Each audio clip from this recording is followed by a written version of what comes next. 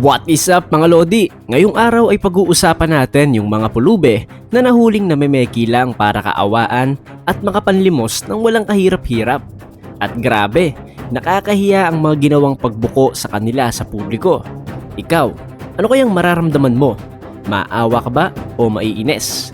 Pero bago tayo magsimula, ay inanyayahan kitang i-click ang subscribe button para updated ka sa mga susunod nating uploads kagaya nito. Simulan na natin. Ikaw, idol, pag may pulubing lumapit sa'yo, binibigyan mo ba agad? O nag-iisip ka kung modus lang yung ginagawa nila? Basta ako, malinis ang konsensya ko na nagbibigay ako dahil nangangailangan sila. Bahala na sila kung may iba silang intensyon sa ginagawa nilang panglilimos sa akin. Pero, itong mga tao na to, Lodi, tatandaan mo ang mukha nila dahil siguradong niloloko ka lang nila pag sila ang nanglimos sa'yo. Maraming ang nabuwiset ng kumalat ito dahil ginagamit pa daw nila ang kapansanan para makapanlamang, samantalang may mga tao talagang tunay na nangangailangan.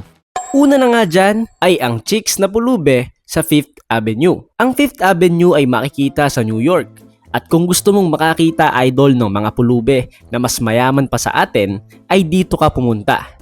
Dahil sikat ang 5th Avenue sa mga alahas at mga luxury na gamit, well, wala nang masasarap na ma-scam kundi yung mga may pera, di ba? Pero hindi tayo scammer, idol, At kumakailan nga lang ay nag-viral ang pulubing ito. Kung titingnan ay nakakaawa talaga ang sitwasyon niya. Parang hindi na makalakad ng ayos dahil grabe ang kanyang pagkakakuba. Na parang pag nasagi mo ng konti ay mapapatumba. Pero isang araw, isang lalaki sa 5th Avenue ang nakapag-record ng kakaibang gawain ng pulubing ito. Kung saan, sa tuwing may naglalagay ng pera sa paper cup niya, ay isinasali niya ito sa bag niya na nakatago lang. Para magmukhang kaawa-awa dahil walang laman ang kanyang kapit. Pero ang totoo ay sobrang laki ng naiipon niya kada oras.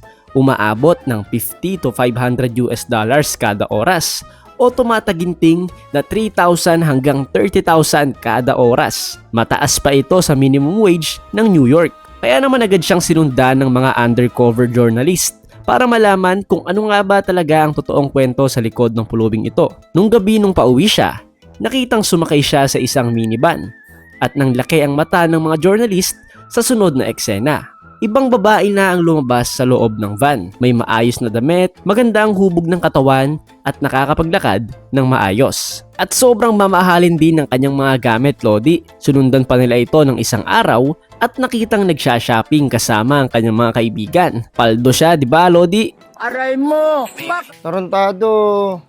Kinabukasan, nang maubos ang pera ay bumalik na naman siya sa pagtatrabaho.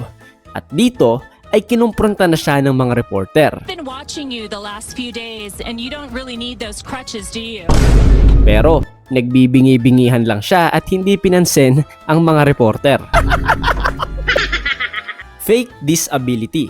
Ito, idol, pag nakakita ako ng ganto, antimano ay nagbibigay talaga ako dahil alam ko na mahihirapan na talaga silang matanggap sa trabaho. Meron pang iba na nagkikwento kung paano sila naputulan ng kamay, paa at iba pa. Pero hindi pala lahat, idol, ng nakikita natin sa labas na may disability ay totoo. Kagaya na lamang ng lalaking ito sa China na nakakaawa kung titingnan dahil kamay na lang ang ginagamit niyang panglakad. Kaya lang, ang hindi niya alam ay may nakasabay siya sa bus papunta sa spot kung saan siya nanglilimos. At sabi ng nakakilala sa kanya ay nakakapaglakad pa siya ng normal kanina sa bus. Kaya naman, binulgar ang pulubing ito sa harap ng mga tao. At makikitang nakatiklop lang pala ang mga paa niya. Sira ulo talaga, idol, ano? Buti na lang at tama ang hinala ng lalaki na nagbulgar sa kanya. Dahil kung totoong disable ang ginanon niya, ay malilintikan din siya. Isa pang lalaki sa China ang namimeki ng sakit. Gumagapang siya gamit ang skateboard at wala na siyang kamay at paa.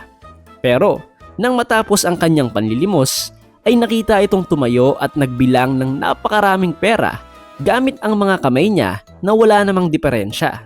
Ito, idol, isang pamilya kung saan ginagamit nila ang kapansana ng padre de pamilya nila para makapanlimos. Pero kuha sa CCTV footage ang pag-transform ng lalaki nang wala ng taong nakatingin sa kanila.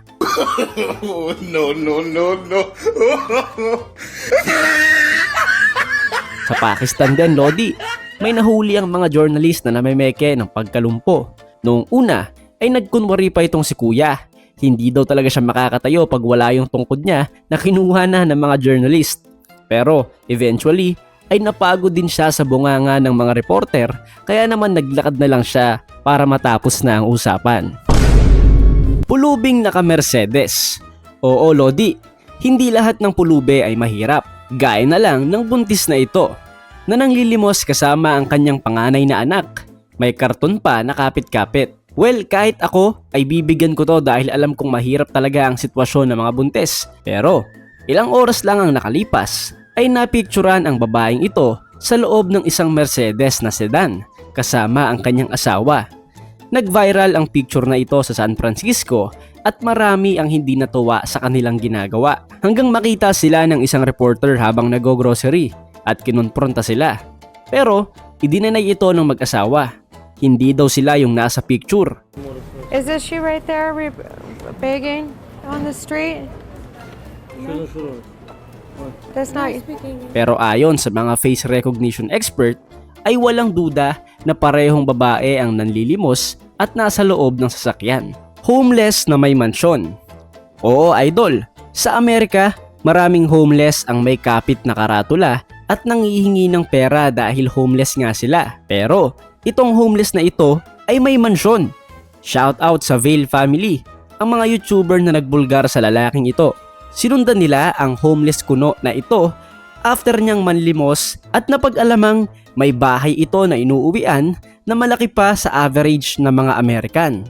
At ang mas malala pa dito, idol, ay kailan lang nakapaglabas ang homeless na ito ng bagong sasakyan. Isang araw, kinonfronta ng Vale family ang lalaki. At talagang hindi siya nagpapalit ng damit, Lodi. Tinanggi pa ito ng lalaki at sinabing wala siyang idea sa sinasabi ng cameraman at mga vlogger. Ayon sa mga tao ay makikita mo pa rin ng lalaking ito na nanlilimos. Kaya naman pag nakita mo siya, at least aware ka na. Doktor na pulube.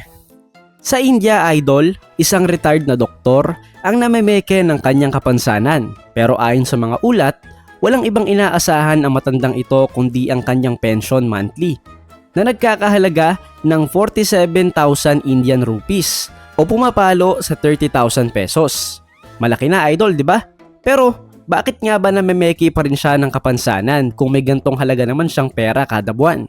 Well, napag-alaman ng otoridad na adik ang kanyang anak at kinukuha nito ang lahat ng pera ng kanyang ama. Binubugbog pa siya nito kapag ubos na ang kanilang pera. Kaya naman kahit alam na ng mga tao na namemeki lang siya ng kapansanan, ay patuloy pa din siyang binibigyan dahil marami pa ding naawa sa kanya. Byuda sa highway. Kapag nakakita ka ng matandang babae na mag-isa lang sa buhay at nanglilimos, Lodi, siguradong bibigyan mo din, di ba?